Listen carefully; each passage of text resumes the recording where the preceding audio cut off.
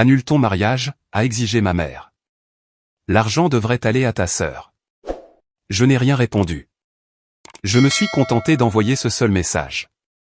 Le lendemain matin, ma sœur a débarqué en larmes, et m'a avoué quelque chose qui a absolument tout changé. Je m'appelle Queen, j'ai 32 ans. Et il y a 3 semaines, je pensais vraiment que j'allais enfin avoir un peu de paix, une victoire, une célébration bien à moi, sans aucune condition. J'avais passé des années à regarder les autres occuper le devant de la scène, des annonces de grossesse, des pots de départ pour des carrières de 6 mois, ou encore des ruptures dramatiques, nécessitant la convocation d'un véritable tribunal familial. Mais ça devait être différent.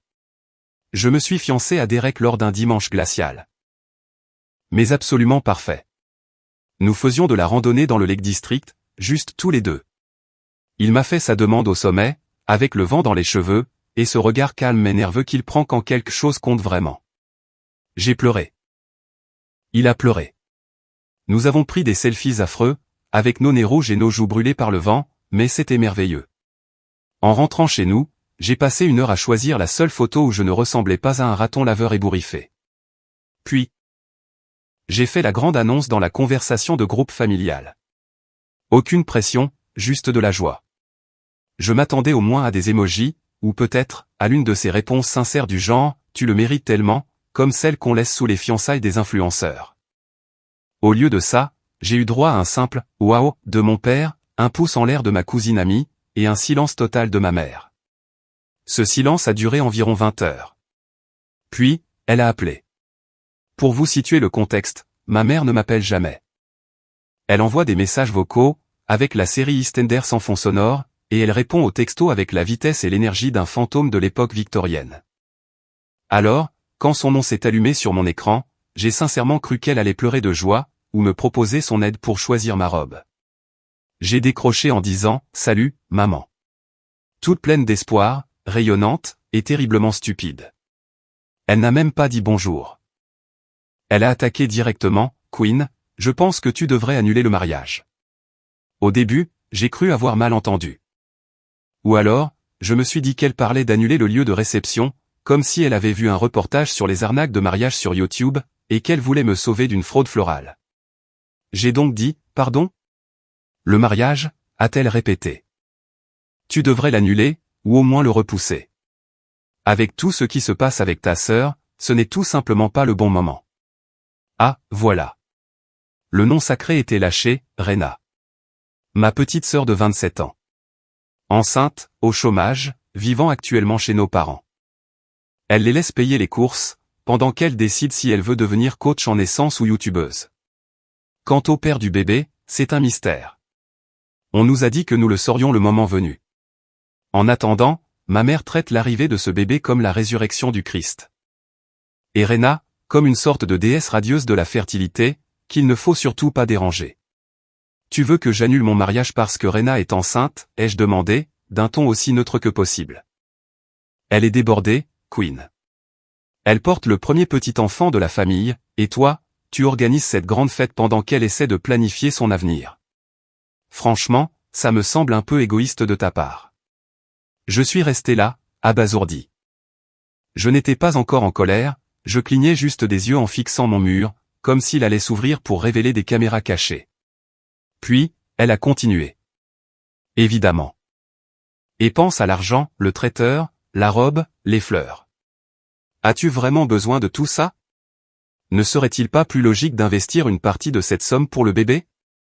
Rena aurait bien besoin d'un vrai berceau, elle dort encore sur le canapé. Je payais moi-même ce mariage. Avec Derek, nous avions économisé pendant près de 4 ans. Nous ne leur avions pas demandé un centime, ni pour la compte, ni pour les alliances, pas même pour le dîner de répétition. Et pourtant, elle me demandait d'annuler ma vie, simplement parce que ma sœur adulte dormait sur un canapé qu'elle refusait de changer. J'aurais pu hurler. J'aurais pu lui rappeler que Rena avait, un jour, emprunté ma voiture pour la laisser en panne d'essence, au beau milieu de l'autoroute.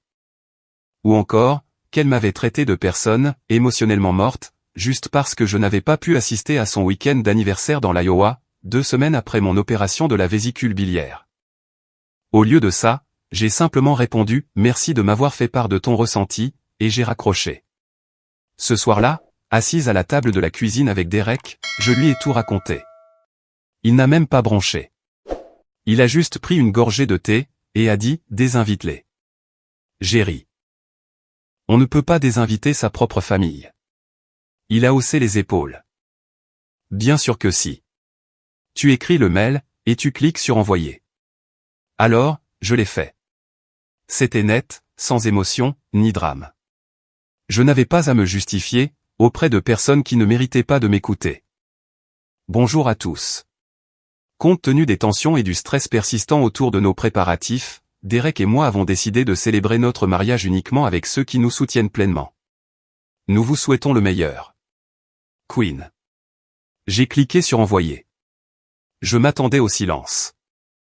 Ou au pire, à une série de textos furieux, et à un post Facebook énigmatique sur « les gens qui montrent leur vrai visage ». Mais ce à quoi je ne m'attendais pas, c'est que Rena débarque à ma porte, dès le lendemain matin. Elle portait un jogging, des restes d'eyeliner de la veille, et tenait son ventre rond comme un accessoire dans une série judiciaire. Son visage était bouffi, sa voix tremblait lorsqu'elle a demandé « On peut parler ?» Juste toi et moi. Je l'ai laissée entrer. Elle s'est assise à la table de ma cuisine, s'essuyant le nez sur la manche de son sweat. Elle regardait autour d'elle, comme si elle s'attendait à ce qu'un public surgisse de derrière le frigo. Puis, elle a lâché la bombe, je ne voulais pas te le dire comme ça, mais je pense que tu dois savoir. Le bébé. C'est celui de Derek. Pendant une seconde, je n'ai plus pu respirer. La pièce est devenue silencieuse, seul le radiateur sifflait. Je me suis contenté de la dévisager. Elle m'a rendu mon regard, les yeux écarquillés, et tremblante. On a eu une histoire, a-t-elle dit. Il y a quelques mois, il m'a dit que vous faisiez une pause. Jamais je ne l'aurais fait, sinon. Je n'ai pas bougé. Je n'ai pas crié. Je n'ai pas pleuré. Je suis resté assise là, à observer son visage, attendant un tic, un sourire narquois, un clin d'œil.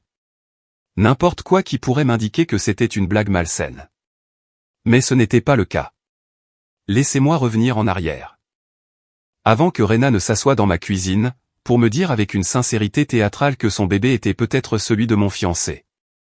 Avant même que j'appuie sur le bouton pour désinviter la moitié de ma lignée, il faut que vous compreniez d'où je viens. Car si vous ne le comprenez pas, vous penserez que j'ai surréagi, ou pire, que j'ai tout inventé. La vérité, c'est que je viens d'une famille où l'amour se mesurait à votre capacité à encaisser les coups, sans saigner sur le tapis. En grandissant, j'étais la réparatrice, le tampon, celle qui était raisonnable. Rena, elle, c'était la tempête.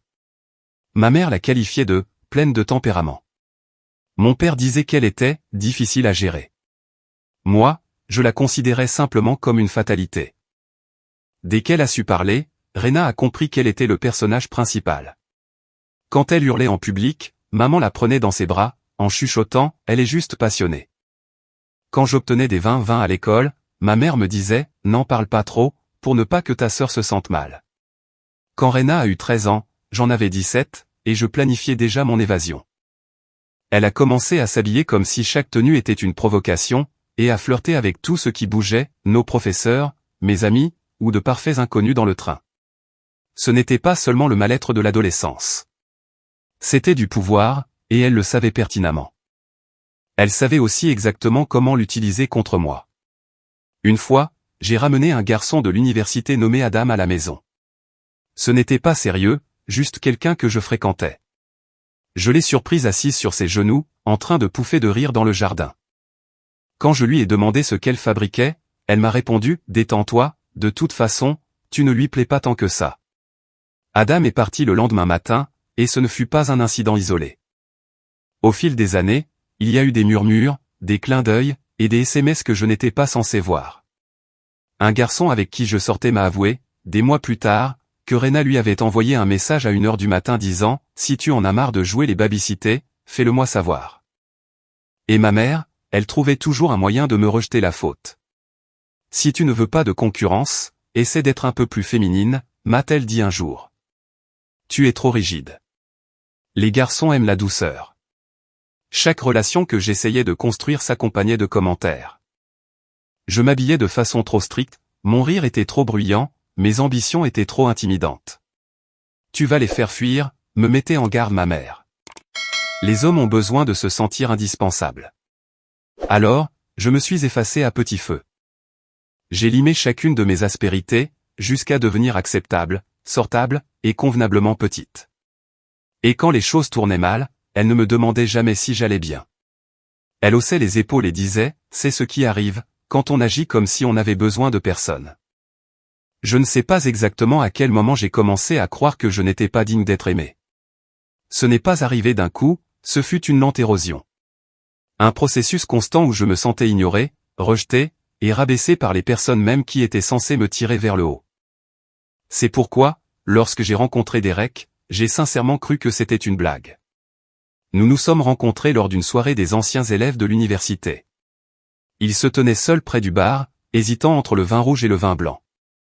Je lui ai conseillé le rouge, affirmant que c'était le choix le plus sûr. Il a ri et a répondu, je te fais confiance. J'aurais dû savoir, à cet instant, que j'étais fichu. Il était gentil, mais pas de manière feinte.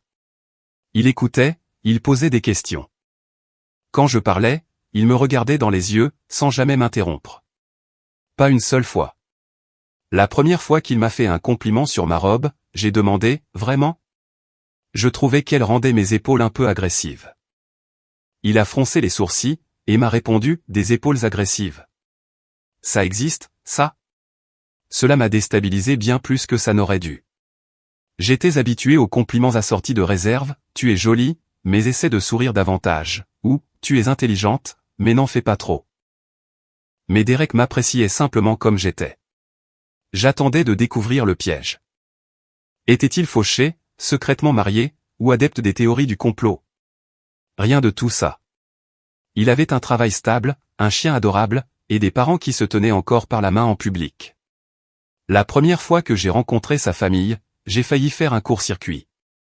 Sa mère m'a serré dans ses bras sur le pas de la porte, m'appelant « ma chérie », avant même que j'aie pu dire bonjour. Son père m'a posé des questions sur mon travail, et s'est réellement souvenu de ma réponse par la suite. Ils riaient ensemble. Pas aux dépens de quelqu'un d'autre, mais simplement parce qu'ils étaient heureux. Après le dîner, je me tenais dans leur cuisine, gardant maladroitement une assiette entre les mains. La mère de Derek me l'a doucement prise, et a dit, tu es notre invité. Va te détendre. J'ai failli fondre en larmes sur le champ. Personne ne m'avait jamais proposé de m'asseoir dans une cuisine auparavant. Je ne savais pas que l'amour pouvait ressembler à ça, spacieux, et rassurant. Une fois que j'y ai goûté, retourner voir ma famille me donnait l'impression de rentrer dans une maison hantée, même avec la lumière allumée. J'ai commencé à remarquer des détails que j'avais pris l'habitude d'ignorer. Rena tombait enceinte par accident. Elle suit son cœur. Moi, je planifiais un mariage après avoir économisé pendant 4 ans. Ça fait un peu m'as-tu vu, Queen. Qui essaies-tu d'impressionner? Rena demandait à emprunter de l'argent? Elle traverse juste une mauvaise passe. Je refusais de l'aider pour la première fois? Waouh, on ne peut pas dire que tu sois chaleureuse. À chaque fois que je m'affirmais, il réagissait comme si je commettais un incendie criminel. Alors, j'ai fini par arrêter d'essayer de m'expliquer. J'ai choisi ma propre tranquillité, plutôt que leur approbation. J'ai arrêté de renflouer Rena. J'ai cessé de décrocher le téléphone quand maman voulait m'imposer un monologue de 45 minutes, pour m'expliquer à quel point je décevais la famille. Je pensais m'être libéré. Et puis, je me suis fiancé. C'est à ce moment-là que la pression a refait surface, ne devrais-tu pas attendre que le bébé soit né, les mariages coûtent cher. Ne vaudrait-il pas mieux investir pour l'avenir de ton neveu? C'était comme si j'avais détourné l'histoire de notre famille, juste parce que j'osais célébrer ma relation. Et quand j'ai répondu « non, nous maintenons ce qui était prévu », c'est là que Rena a débarqué. Avec ses yeux tristes, et son ventre qui grossissait comme une bombe à retardement, pour m'avouer que le bébé était de Derek. Et voici la partie que je déteste le plus, je ne l'ai pas cru, mais une petite partie traîtresse de mon esprit l'a cru l'espace d'une seconde. Cette unique seconde a failli me détruire, car ce n'était pas un simple mensonge, c'était une arme. Le pire, c'est que j'étais déjà conditionné à accepter que, peut-être, je l'avais mérité. Si un jour votre sœur prétend être enceinte de votre fiancé sans crier gare, sans l'ombre d'une preuve, se basant juste sur une voix tremblante un peu trop opportune, alors vous savez à quoi ressemblent les 48 heures qui suivent. C'est comme si quelqu'un mettait le feu à votre cerveau, pour ensuite vous dire « Détends-toi, ce n'est qu'un peu de fumée ». Je n'ai pas fermé l'œil de la nuit. Pas parce que je croyais à ces balivernes, mais parce que je redoutais la suite. Que doit-on faire quand quelqu'un franchit ce genre de limite? Je me suis réveillé avec 3 SMS de Rena, je ne voulais pas te contrarier, je pensais juste que tu devais savoir, s'il te plaît, n'en parle pas encore à maman. Traduction, je sais que c'est une bombe, et je veux contrôler les retombées avant que ça ne me pète à la figure. Je n'ai pas répondu. Au lieu de cela, j'ai fait asseoir Derek pendant le petit déjeuner. Je lui ai demandé, calmement, s'il y avait quelque chose qu'il devait m'avouer. Il a eu l'air sincèrement horrifié. Non. Mon Dieu, non. Quinn, qu'est-ce qui se passe? Alors, je lui ai expliqué la situation.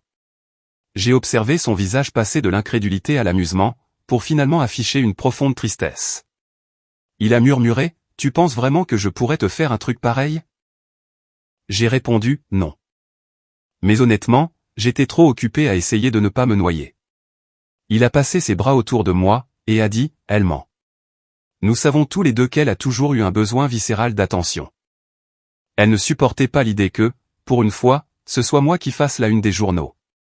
Cet après-midi-là, j'ai fait quelque chose que j'aurais dû faire il y a des années. J'ai annulé le virement automatique, celui que j'envoyais à Rena chaque mois pour ses produits de première nécessité, qui, si j'en croyais ses stories Instagram, incluait des extensions de cils et des chailates. Ensuite, j'ai transféré à ma wedding planner la nouvelle liste d'invités. Plus de Rena, plus de maman. En moins de 6 heures, mon téléphone s'est mis à vibrer sans arrêt. Un texto furieux de ma mère disait, « Tu réagis de façon disproportionnée. Rena est enceinte, et très émotive. Ce n'est pas le moment de la punir pour un dérapage. » Un dérapage? Mentir sur une liaison, insinuer que mon fiancé était infidèle, c'était un simple dérapage? J'ai carrément éteint mon téléphone. Le lendemain matin, Rena a débarqué à mon appartement. Les yeux gonflés, un sweat à capuche, et pas une once de maquillage. Le look parfait de la pauvre victime.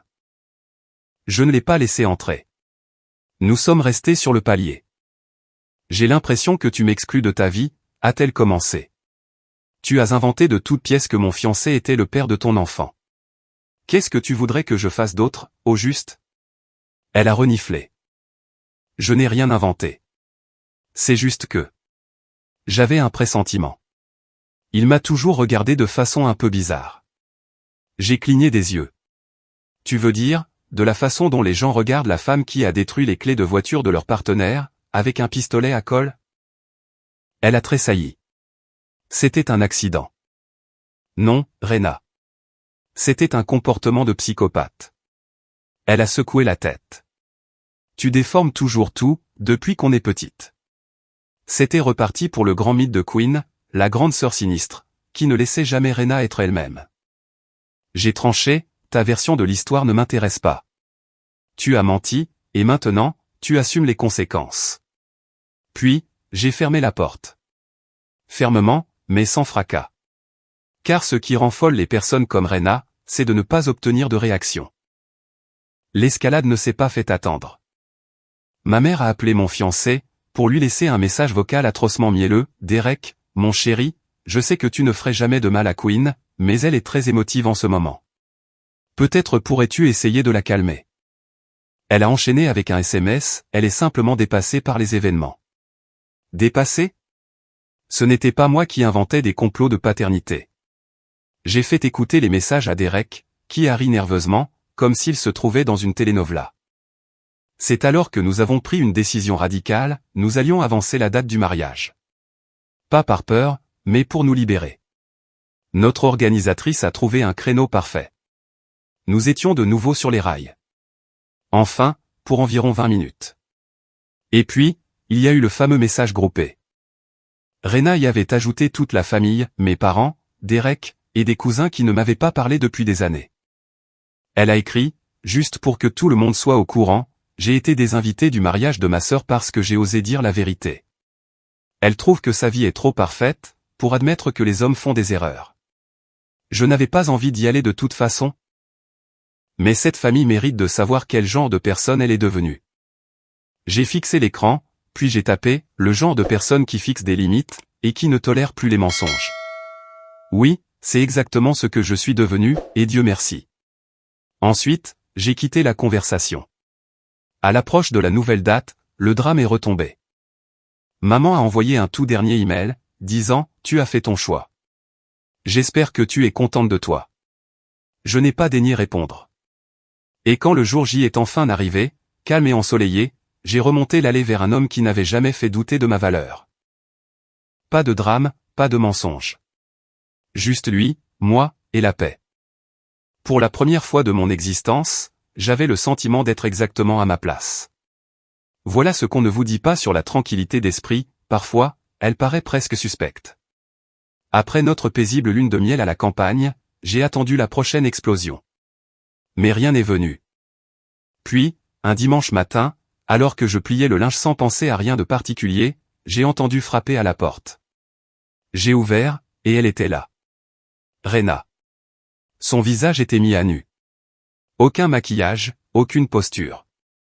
Elle avait l'air fatiguée, ou peut-être, pour la première fois, authentique. Elle a murmuré, « Je peux entrer ?» Je me suis écarté pour la laisser passer. Elle s'est assise sur le rebord du canapé. « Je ne suis pas là pour chercher des problèmes », a-t-elle commencé. « Tant mieux », ai-je coupé. Il y a eu un long silence. Puis, elle a expiré un grand coup, « J'ai menti. Il m'a fallu du temps pour y croire. »« Tu as menti », ai-je répété. Elle a hoché la tête, fixant ses mains. « Derek n'est pas le père.